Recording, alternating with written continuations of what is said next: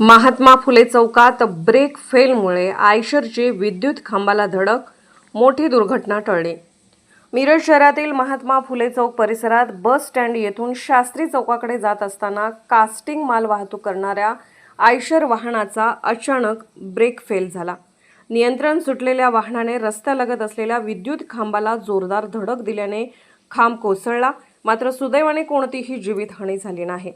धडकेनंतर वाहन रस्त्याकडेला जाऊन अडकले। विद्युत खांब रस्त्याच्या अगदी लगत असल्याने तो कोसळताच समोरच वीज वाहिन्या रस्त्यावर पडल्या। काही काळ परिसरात भीतीचे वातावरण निर्माण झाले। स्थानिक नागरिकांनी तात्काळ महावितरण अधिकाऱ्यांना कळवून विद्युत पुरवठा बंद करण्याची मागणी केली। अपघातानंतर वीज पुरवठा तातडीने खंडित करण्यात आल्याने मोठी दुर्घटना टळली।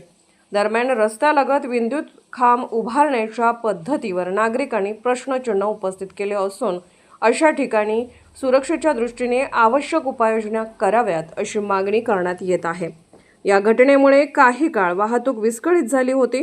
पुढील तपास संबंधित प्रशासनाकडून सुरू आहे।